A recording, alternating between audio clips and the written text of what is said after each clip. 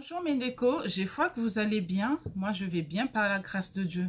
Je suis Mélisandre Mougani, coach de vie. J'accompagne les femmes africaines désireuses de prendre leur vie en main.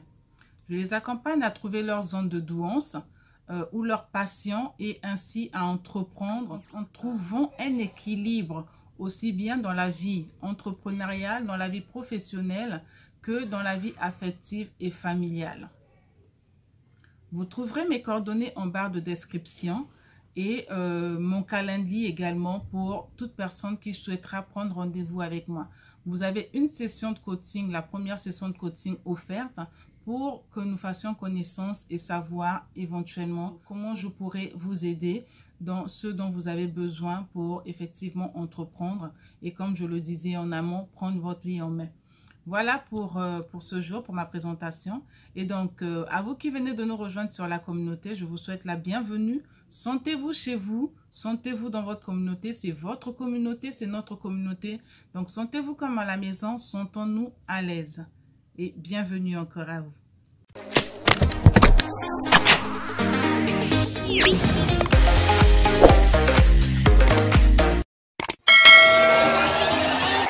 Alors, mes Ndeko, je vais encore le redire. Ndeko, chez moi, veut dire ma soeur, veut dire mon frère.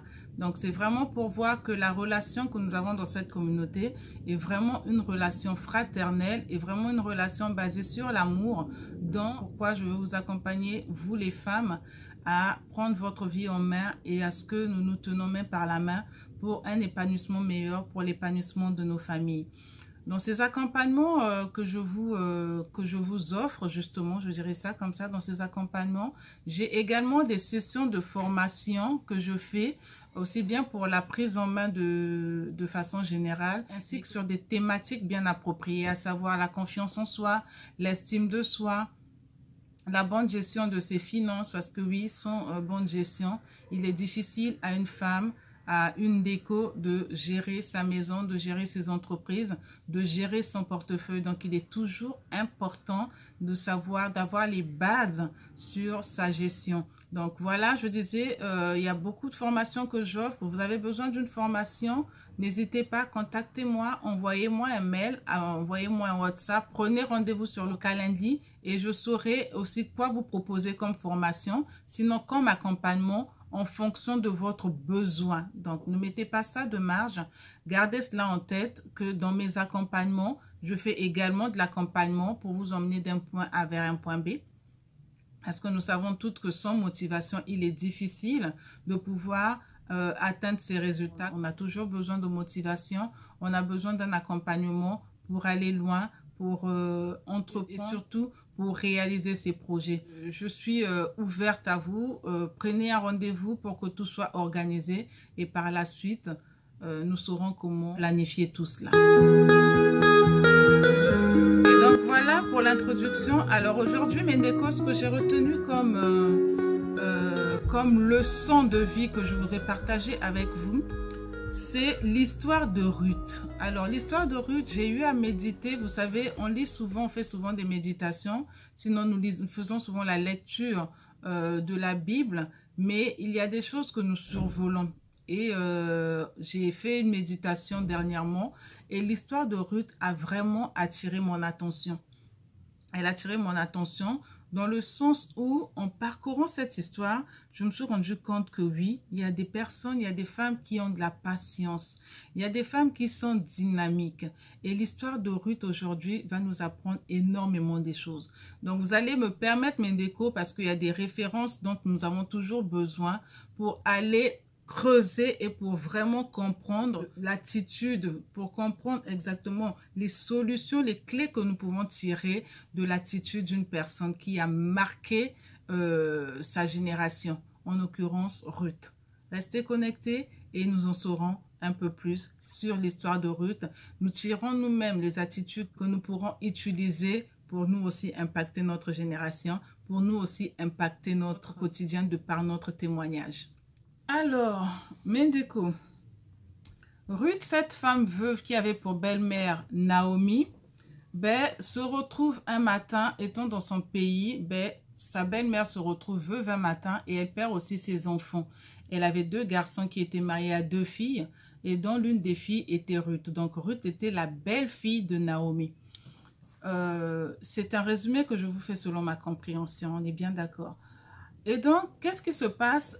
Naomi étant dans un pays étranger, elle se dit que j'ai perdu mon fils, j'ai perdu mes fils, j'ai perdu mon mari. Qu'est-ce qui me retient encore dans ce pays étranger?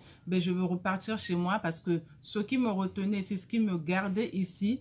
Je ne les ai plus, ma famille, mon époux, mes enfants. Ce que je fais, je vais libérer mes belles-filles pour rentrer chez moi et recommencer une autre vie, mais étant chez moi. Elle libère ses 2 filles. Et l'une de ses belles-filles, Ruth, n'a pas voulu laisser sa belle-mère partir. Elle s'est mise à la place de sa belle-mère avec un esprit de compassion, mais elle n'a plus son mari aujourd'hui, elle est veuve. Et les enfants qui lui apportaient la consolation ne sont plus là. Aussi également mon mari, je ne veux pas laisser cette femme aller toute seule. Je l'accompagnerai, je la suivrai partout où elle ira. Et Ruth dit à sa belle-mère, là où tu iras, j'irai. Et là, je vais vous le lire. Qu'est-ce que Ruth répond à sa belle-mère qui est Naomi? Ruth chapitre 1 au verset 16. Elle répond à sa belle-mère, ne me presse pas de te laisser, de retourner loin de toi. Où tu iras, j'irai. Où tu demeureras, je demeurerai. Ton peuple sera mon peuple et ton Dieu sera mon Dieu. Elle rajoute, où tu mourras, je mourrai et j'y serai enterré.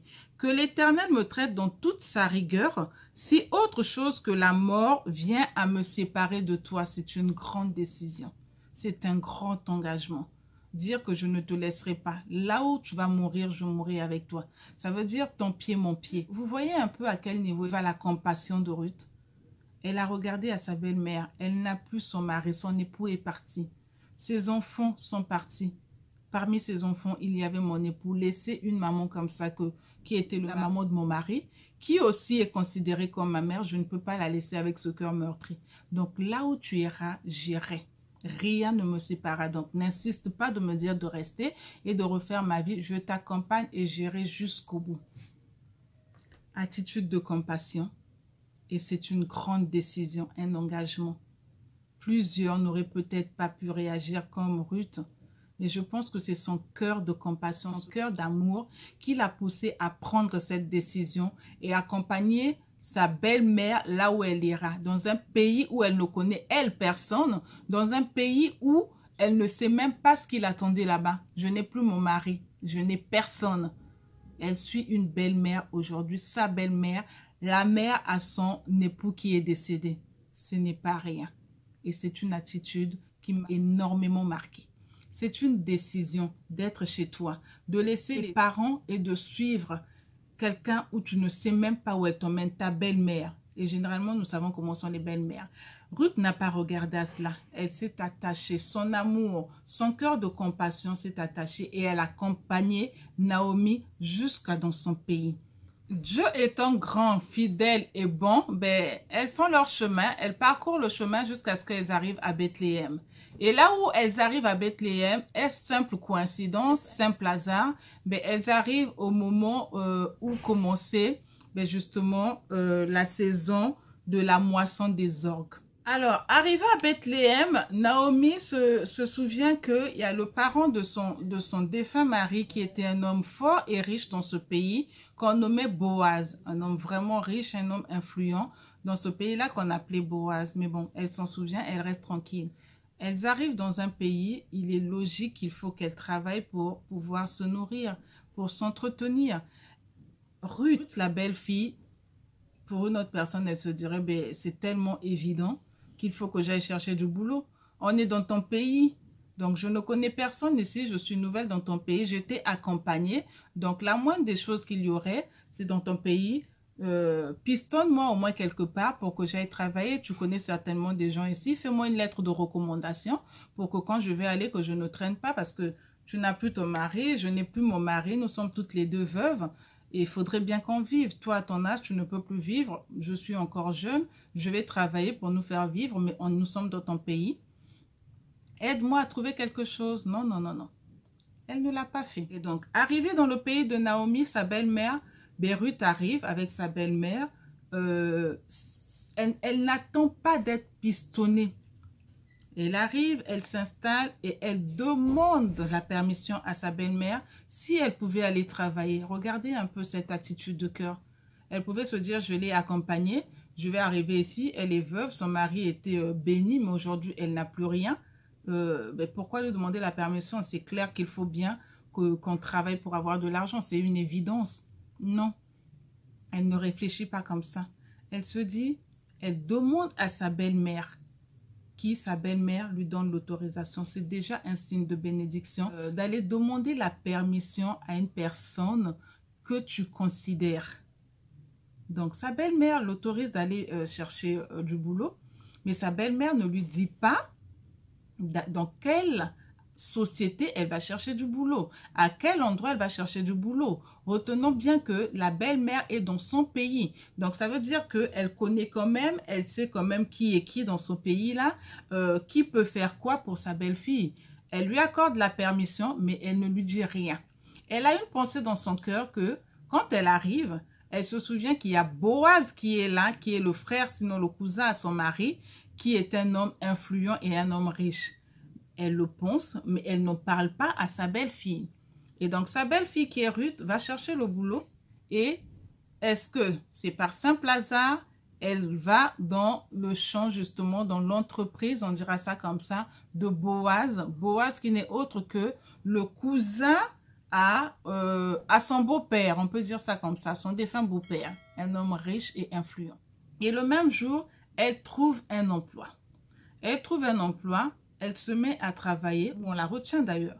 Elle se met à travailler et le DG de cette entreprise, qui n'est autre que Boaz, vient, il remarque le travail que Ruth est en train de faire et demande à son superviseur, aujourd'hui on peut l'appeler le gérant dans nos entreprises, il demande à ce superviseur, mais qui est cette dame en train de travailler là-bas? Vous voyez un peu l'attitude de Boaz? Ce n'est pas un directeur qui délègue le travail et qui n'attend juste les résultats. C'est un PDG, je dirais, qui observe, qui regarde, qui sait faire attention à comment sont menées ses entreprises. Donc, il ne va pas directement vers la nouvelle recrue, mais il voit le superviseur pour demander. Et le superviseur, à son tour, qui répond à son patron, qui n'est autre que Boaz, mais c'est une dame, la belle-fille de Naomi, elle est arrivée ce matin. Et on se rend compte que oui, depuis qu'elle est arrivée ce matin, elle n'a même pas pris une pause. Elle travaille et elle travaille très bien. Elle travaille très bien. C'est une dame étrangère, la belle-fille de Naomi, qui est veuve, qui accompagnait sa belle-mère jusqu'ici. Donc, qu'est-ce qui se passe? Son témoignage déjà l'a suivi. Et autre chose encore qui porte un accent très particulier, c'est qu'on l'a recrutée ce matin, mais déjà rien dans la première journée de travail, le gérant de l'entreprise remarque que ce n'est pas une femme distraite, mais c'est une femme bosseuse. Elle est arrivée, elle ne passe pas son temps à discuter par-ci, à rigoler avec les collègues, à prendre la température. Non, on lui a attribué sa tâche et elle fait avec amour, avec attention et avec beaucoup de discipline. Regardez-moi cette attitude. C'est une attitude, généralement, que beaucoup n'ont pas. On se dit, quand on arrive dans un pays, dansons comme les personnes. Mais est-ce que dans cette entreprise-là, toutes les personnes qui travaillaient étaient aussi assidues, aussi bosseuses, aussi travailleuses que Ruth? Dès le premier jour, on ressent la distinction. On a déjà des bons commentaires et c'est une valeur pour laquelle vraiment je nous encouragerai, nous les femmes, à prendre cette attitude, à la travailler pour que nous aussi, comme Ruth, nous soyons des femmes distinguées. Au premier jour, que nous laissons déjà un témoignage positif, ce qui va toujours nous suivre partout où nous irons. Alors, permettez-moi, mes décos, de lire cette partie-là parce que c'est très important pour illustrer ce que je venais de dire. C'est dans le verset 6 du chapitre 2. Le serviteur chargé de surveiller les moissonneurs répondit, donc après que Boaz lui ait posé la question. C'est une jeune femme moabite qui est revenue avec Naomi du pays de Moab. Elle a dit, donc c'est Ruth qui a dit, « Permettez-moi de glaner et de ramasser des épis entre les gerbes derrière les moissonneurs. Et depuis ce matin, voilà ce que le superviseur dit, et depuis ce matin qu'elle est venue, elle a été debout jusqu'à présent et ne s'est reposée qu'un moment dans la maison. Donc, elle a vraiment pris une courte pause. Boaz dit alors, et donc à ce moment-là, qu'est-ce qui se passe? Le directeur se dit que je vais m'approcher de la nouvelle recrue pour voir exactement, discuter avec elle. Parce que tu as une personne comme ça qui travaille très bien dans ton entreprise, la seule chose que tu souhaites, c'est de garder cette personne. C'est de lui accorder une chance. D'où Boaz se rapproche de Ruth pour lui donner toutes les faveurs qu'il faut et lui dire de ne pas aller chercher du travail ailleurs, que à peine aujourd'hui que tu es venu pour ton CDD, ben nous te gardons jusqu'à la fin du projet. Vous voyez un peu ça? À peine aujourd'hui que tu arrives dans une entreprise. Normalement, les essais, c'est 1 mois ou 3 mois selon ta catégorie. Mais dès le premier jour, elle est retenue et ce n'est pas le superviseur ni le directeur des ressources humaines qui vient l'informer. Le PDG de l'entreprise qui va se déplacer pour venir te voir, toi qui es agent d'exécution, toi qui es, je ne sais pas, cadre, toi qui es agent de maîtrise, pour te dire que ta période d'essai est déjà validée dès le premier jour et nous te gardons. Et derrière ce fait qu'on la garde, en plus, elle a une distinction. Voilà ce que tu feras, où tu mangeras quand tu auras besoin de boire l'eau. Voilà où tu pourras te servir de l'eau et tout. Regardez un peu jusqu'à où le témoignage peut nous conduire. Son témoignage l'a précédé.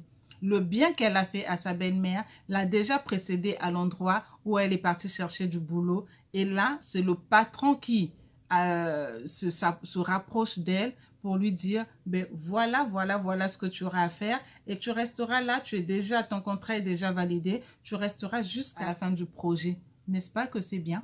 C'est génial. Pourquoi? Parce que son attitude, je le répète encore, l'a précédé.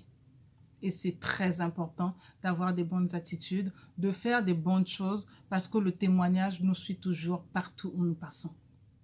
Et donc, naturellement, à la fin de la journée, Ruth a accompli son travail, elle a exercé ses tâches, elle rentre à la maison, retrouver sa belle-mère. Et sa belle-mère, là, lui demande, mais est-ce que tu as trouvé un emploi? Comment ça s'est passé ta journée? Elle lui raconte sa journée. Ben oui, je suis partie, justement, j'ai trouvé quelque chose, un emploi dans telle société. Et le directeur, c'est Boaz qu'il s'appelle. La belle-mère qui dit, ah, Boaz, Boaz, c'est un parent de la famille, c'est le frère, sinon le cousin à ton défunt beau-père. Ruth ne le savait pas avant. Donc, quand elle sort pour aller chercher son emploi, dans une ville, dans un pays qu'elle ne connaît pas, elle est partie chercher. Et comme, on dirait par hasard, Dieu faisant les choses tellement bien, elle se retrouve d'aller travailler dans la société de Boaz, qui n'est autre que un parent, on dirait ça comme ça, qui n'est autre que le frère, le cousin de son beau-père, son défunt beau-père. Qu'est-ce qui s'est passé là? Vous constaterez que quand vous allez lire, quand ils sont arrivés, Naomi, la belle-mère, s'est souvenue qu'elle avait un parent à son mari qui était un homme influent dans cette ville. Elle n'en a pas parlé à Ruth. Et Ruth, en allant chercher du travail, elle tombe dans l'entreprise de cet homme-là et elle a été retenue. Je parlerai là, moi, de la puissance de la pensée positive et également de la loi de l'attraction. Naomi a pensé, Ruth s'est connectée à sa pensée et voilà que les choses se sont faites bonnement. Et donc, elle a raconté son histoire, elle a raconté sa journée et elle a ramené également à sa belle-mère un peu de nourriture, un peu de boisson qu'elle a reçu là-bas dans son nouvel emploi. Et elle a expliqué à sa belle-mère comment elle a pu avoir ce qu'elle lui a ramené comme nourriture, mais qu'elle avait un traitement de distinction, que le patron qui est Boaz lui a permis de manger à tel endroit et de se servir quand elle a besoin d'eau sans pour autant se gêner de quoi que ce soit. Elle a reçu la permission de son patron. Elle a mangé, mais elle ne s'est pas arrêtée à manger pour se dire j'ai travaillé, j'ai longtemps travaillé, c'est moi qui ai travaillé. Ma belle-mère à la maison n'a rien fait. C'est sûr qu'elle a peut-être trouvé de quoi manger. Elle est dans son pays. Elle a peut-être trouvé un voisin, une cousine et tout. Donc, je ne m'en soucie pas, non. Elle a rapporté à la maison. Elle a ramené à la maison quelque chose pour sa belle-mère. Quelque chose à manger, quelque chose à boire. C'est toujours l'amour. Il n'y a que l'amour qui peut parler à un cœur comme ça. Donc, sans amour, tu te diras certainement, j'ai pensé ceci, j'ai pensé cela. Et en rentrant, toi, avec un ventre bien ballonné, ben, tu te diras certainement, ah, mais je ne savais pas que tu n'avais pas mangé. Je me suis dit qu'on est dans ton pays. Certainement que tu as eu à passer des coups de fil et que les autres dans le quartier sont venus te voir, qui t'ont emmené un présent. Donc, étant fatiguée, c'est quand même loin. J'ai glané, ramené encore des sacs de nourriture avec moi. Je n'ai pas pu. Non, non, non, non, non. Elle n'a pas regardé à tout ça. Elle a fait ce qu'elle avait à faire, Ruth, et elle a ramené à sa belle-mère de la nourriture et la boisson. Tout ça n'est que conduit par l'amour. Sans amour, tu ne peux pas avoir des idées comme ça. Sans amour, on rentre dans l'exclusif. Sans amour, on pense à soi. Se dire que ben, je veux encore ramener des bidons d'eau. Je veux ramener un panier de nourriture. On est dans son pays et il y a toutes sortes de pensées qui se mélangent dans la tête toujours pour trouver des excuses et dire que je ne pouvais pas faire du bien, je ne pouvais pas faire ceci, je ne pouvais pas faire cela. L'attitude de Ruth m'enseignait énormément et j'espère qu'elle vous enseignera à vous aussi de ne pas toujours penser que l'autre peut faire. Non, nous avons une idée dans la tête, une idée qui peut manifester de l'amour, de la bonté.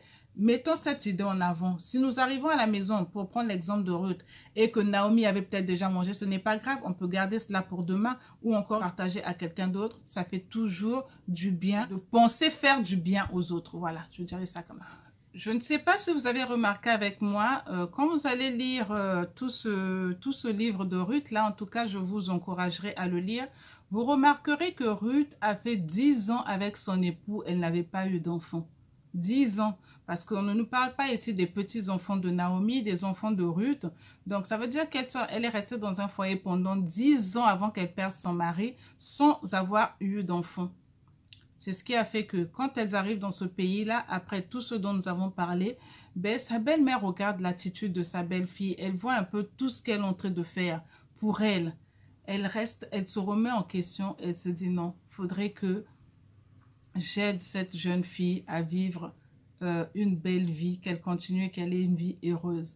Et là, dans le chapitre 3, qu'est-ce qui est écrit ici? Naomi, la belle-mère de Ruth, donc sa belle-mère lui dit, « Ma fille, je voudrais assurer ton repos afin que tu fusses heureuse. » Donc, ça l'a tracassé dans sa tête de voir une fille aussi, une fille avec un grand cœur, une fille assez dévouée, une fille travailleuse, une fille pleine de compassion, une fille pleine d'amour, de continuer sa vie comme ça sans un homme. Elle était encore jeune, elle n'avait pas d'enfant.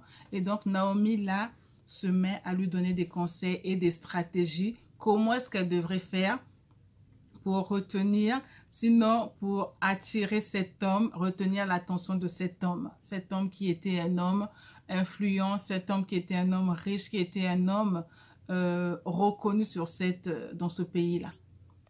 La belle-mère donne des stratégies à sa belle-fille. Comment est-ce que tu veux faire? Suis ce que je te dis. Et la belle-fille, qu'est-ce qu'elle fait? Elle suit exactement ce que sa belle-mère lui dit. L'obéissance. L'obéissance est une valeur. L'obéissance, c'est quelque chose que quand tu la développes, en fait, tu vas de progrès en progrès, de succès en succès, d'élévation en élévation. Parce que derrière l'obéissance, il y a la fidélité. Derrière l'obéissance, il y a la loyauté. Derrière l'obéissance, il y a l'amour. Derrière l'obéissance, il y a toutes sortes de valeurs, l'attention. Il y a toutes sortes de valeurs derrière l'obéissance. Il y a le respect. Il y a la distinction derrière l'obéissance. Il y a la patience, voilà. Il y a beaucoup de patience derrière l'obéissance. Tu ne peux pas obéir à quelqu'un sans pourtant développer de la patience. Également, l'humilité. Donc, elle avait tout ce package-là pour avoir fait confiance à ce que sa belle-mère lui disait et d'avoir obéi. Donc, elle a obéi exactement à la lettre de ce que sa belle-mère lui a dit. Voilà les stratégies, voilà les conseils que je t'apporte pour que tu arrives à capter l'attention de cet homme, pour que tu arrives à attirer son attention et à pénétrer dans sa tête avant d'arriver dans son cœur. Il faut commencer à rentrer dans la tête des personnes, de par ce qu'on fait, de par nos agissements. Tu es dans la tête de la personne. Elle va toujours être là à penser. Et en étant dans la tête, après, ça va basculer dans le cœur. Et donc, elle a suivi exactement ce que la belle-mère lui a dit de faire. Et ça lui a valu quoi? Le mariage. Finalement, elle a été mariée à cet homme Boaz, cet homme riche, cet homme influent, cet homme reconnu, cet homme respecté. Une femme étrangère qui est venue avec sa belle-mère en ayant sémé de l'amour, mais elle a récolté le mariage. Elle a récolté la joie. En ayant sémé toutes ces valeurs qu'elle avait, je suis sûre qu'après, on ne l'a pas dit, que comme on dit dans les films des princes, des rois, ils vécurent très heureux et ils eurent beaucoup d'enfants. Alors, cette attitude de Ruth, je l'ai intitulée l'attitude des warriors. Quand on veut être une gagnante, quand on veut être une femme qui a un objectif, un but et on est focalisé à l'atteindre, on ne baisse pas les bras. Et Ruth n'a pas baissé les bras. Elle a mis en avant son émotion. Elle a mis en avant son amour. Elle a mis en avant son attention, son respect. Elle a mis en avant sa fidélité, sa loyauté, son dynamisme, son travail. Quand vous lirez ce livre avec beaucoup d'attention, Mendeko, vous remarquerez qu'il a été bien mentionné ici que le mari de Naomi était un homme béni. Ça veut dire qu'il était riche. Donc, s'il était riche, c'est clair que Naomi a vécu dans l'abondance.